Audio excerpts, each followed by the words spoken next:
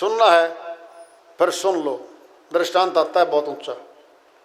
एक राजा ने मंत्री को बुलाया, कहता भाई कथावाचक भागवत कथा करते हैं, सुना है, और कहते हैं कि स्वर्ग से जहाज आता है और बैकुंठ में चले जाते हैं। मंत्री बोला हाँ जी सुना तो मैंने भी है। कहता फिर लेके आओ भाई किसी को।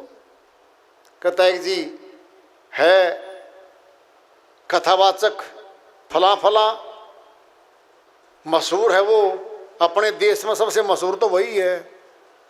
कहता बुला लाओ भाई। कथावाचक को बुला के ले आए। राजा बोला है कथावाचक सुना है आप 7 दिन की कथा करते हो भागवत कथा। बोले हाँ जी बिल्कुल। कहता सुना है सब कर्म कट जाते हैं, सब पाप धोए जाते हैं। हाँ जी। और बैकुंठ से जहाज आता। हाँ जी बिल्कुल। लालच का मारा झूठ बोल रहा है। लाखों करोड़ों रुपए इनाम मिलने ना वहां से। राजा बोला सुन ले भाई, जो तू कह रहा ना वो होना चाहिए। हाँ जी बिल्कुल, क्या दिक्कत है। शुरू हो गई कथा। राजा बैठ गया, वजीर बैठ गए, सारे जनता जनार्दन बैठ गई, कथा शुरू हो गई। और हर रोज कथा में यही सुनावे कथावाचक कि जिसने ये कथा करवाई है उसके पाप कर्म कटेंगे, जो सुन रहे हैं उनके कटेंगे। 7 दिन हो गए पूरे।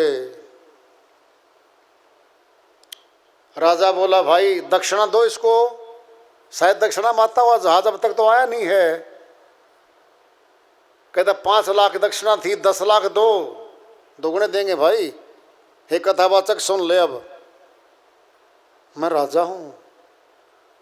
हाँ जी राजा तो आप हो, अब सुन ले मैं न्याय भी करता हूं। हाँ जी न्याय तो करते हो। बैकुंठ से जहाज नहीं आया, स्वर्ग में जाना था ना। कहता जी नहीं आया। फिर तूने कहा था, ये बात कही थी कि जी आएगा, पाप कर्म कट जाएंगे सारे के सारे, और वो तो आएगा। हे कथावाचक झूठ क्यों बोला, दंड दूंगा, सारे परिवार को सजाए मौत दूंगा। मेरे राज्य में बोल के झूठ, पैसे ऐंठने के लिए झूठ बोला तूने।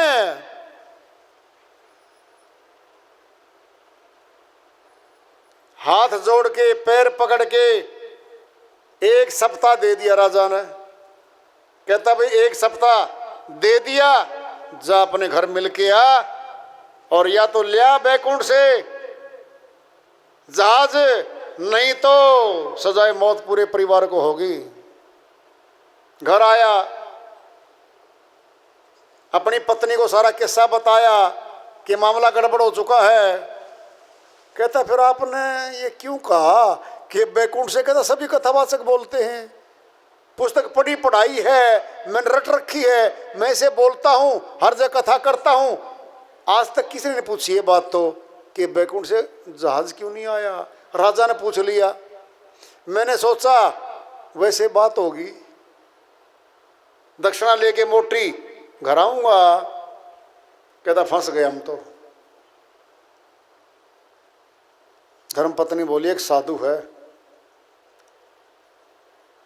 कभी कभी जाती हूँ उसके पास, मैं उपाय पूछ के आती हूँ, कुछ निकले आए तो रास्ता बचने का। वह गई।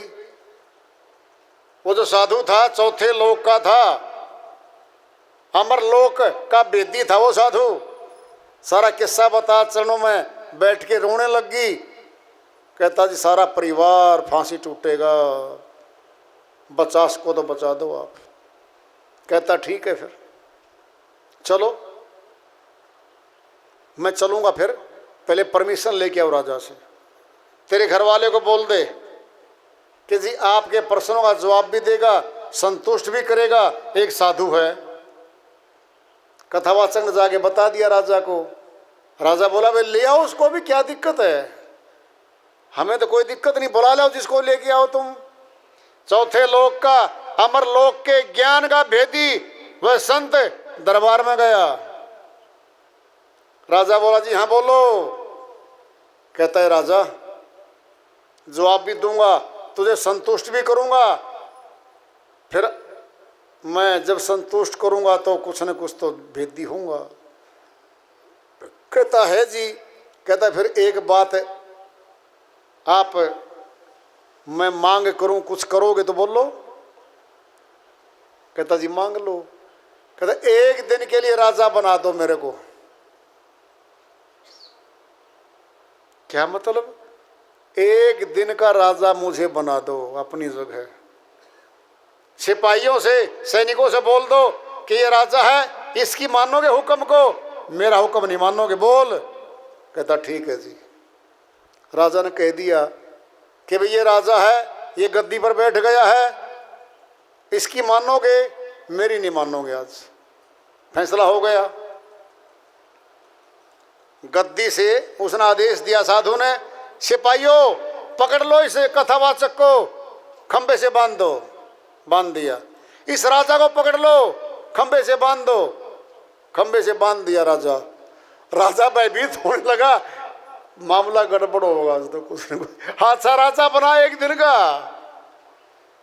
कहता डरना नहीं है राजा, मारता नहीं मैं आपको, पीड़ा नहीं दूंगा आपको, चिंता ना करो, संतुष्ट तो करूंगा ना मैं आपको। राजा दूसरे खंबे से बांध दिया, कथावाचक दूसरे खंबे से बांध दिया। अब साधु बोला हे राजा, ये सामने कौन है? कथावाचक। कथावाचक को बोलो हे कथावाचक, राजा हूं मैं, बंधन पड़े हुए हैं, बांध रखा हूं, मेरी रस्सियों को खोल दे। राजा बोला भाई जो राजा असली था, बांध रखा था। कथावाचक को बोला जी मेरे बंधनों को खोल दे।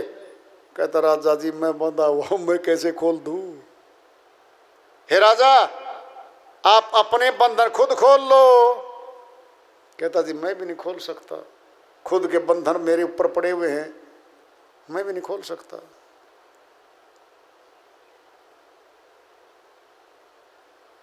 साधु बोला दोनों को खोल दो भाई। अब दोनों खोल दिया, आजाद करके वहीं बैठा। कहते यहीं बैठ जाओ।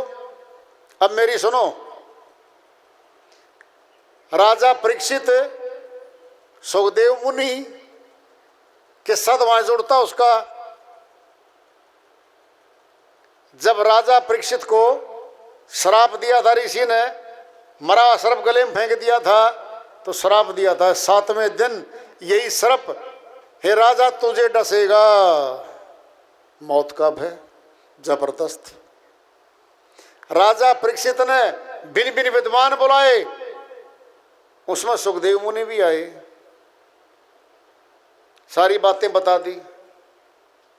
सुखदेव मुनि बोला मृत्यु तो होगी आपकी, सर्प तो डसेगा। कहता फिर इलाज उपाय कुछ? कहता 7 दिन अपने तन में, अपने शरीर में 7 चक्कर हैं। 7वां चक्कर जिस दिन खुलेगा आप बैकुंठ चले जाओगे। लेकिन जो मैं करवाऊंगा करना अपना पड़ेगा। कहता ठीक है जी। अब सुखदेव मुनि चक्कर नंबर 1 सिद्ध लोक है, श्री गणेश जी का वासा है। चक्कर नंबर 2 स्वादिष्ठान चक्कर है, ब्रह्मा जी का वासा है।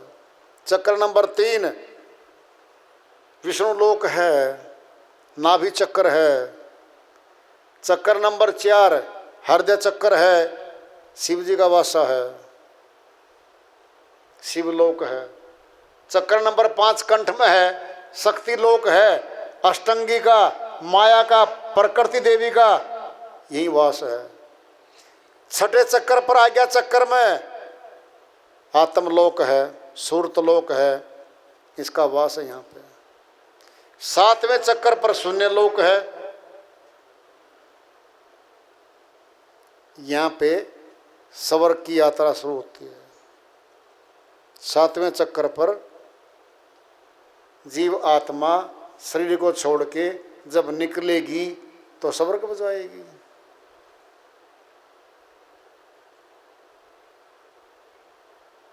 लगन थी, जबरदस्त जिज्ञासा थी राजा परीक्षित के। साधु जी बोले, हे राजा सुन लो, आप राजा परीक्षित जैसे लगन वाले नहीं हो, और ये कथावाचक सुखदेव मुनि जैसा ज्ञानी नहीं है। ये कथावाचक है, वह अष्टांग योगी था, चक्कर खोलना जानता था। ये सुखदेव मुनि नहीं है, आप राजा परीक्षित नहीं हो। कैसे होता स्वर्गवास, स्वर्ग में जाना कैसे होता आपका? कथा करने से फल मिलता होता तो श्री गंगा जल की प्यासा कोई कथा आरती कर रहा है, प्यासा तो है। श्री गंगा जल बिना पिए प्यास नहीं बुझनी। 3 दिन तक आरती करते रहो, महिमा गाते रहो। भूखा है कोई भोजन नहीं लाके भोजन की महिमा गाता रहे, भूख नहीं मिटनी कभी। ये कथावाचक कथा करता महिमा गाता है, ये जानकार नहीं है। हे राजा इसको तो बख्श दो, इसको पता ही नहीं था। ये लोभ के अंग में, लालच के अंग में करता चला गया। कहता जी फिर वो आप दे दो मुझे वो ज्ञान। कहता दूंगा। चौथे लोक का संत था, वहीं बैठा के आज्ञा चक्कर में ब्रह्म ज्योति के दर्शन करा दिए। हे राजा देख, ये प्रकाश नूर देख। हाँ जी दिख रहा है। ये चंद्रमा का नहीं, अग्नि का नहीं, बिजली का नहीं, सूर्य का नहीं, ये स्वयं प्रकाश है। फिर 7वें चक्कर पे भी ले गए और फिर आत्मा का दर्शन भी करवाया, फिर परमात्मा का भी करवाया। अर्थ क्या है? तत्वदर्शी संत था वो जो बाद में आया। पहले वाला कथावाचक था, कथा करने से भूख नहीं मिटनी, प्यास नहीं मिटनी, कुछ नहीं मिलना। बिन देखे बिन अरस परस के नाम लिए क्या होए? धन के कहे धनी जो होए तो निर्धन रहे न कोई। कबीर साहिब कहते हैं भाई बिना परमात्मा को देखे और बिना सूरत शब्द का स्पर्श हुए भेद नहीं होता, संतुष्ट नहीं होता। नाम लेने से क्या बनता है? जबान से कहने से क्या बनता है? नाम लिए क्या होए? धन के कहे धनी जो होए तो निर्धन रहे न कोई। धन की आरती करने से कोई धनवान बन जाता तो फिर कोई भी यहाँ निर्धन नहीं रहता। सभी धनवान होते। कर्म करना पड़ता है। क्या जरूरत है किसानों खेत में जाने की? क्या जरूरत पड़ी नौकरी वाले को ड्यूटी करने की? फिर तो घर आता सब कुछ।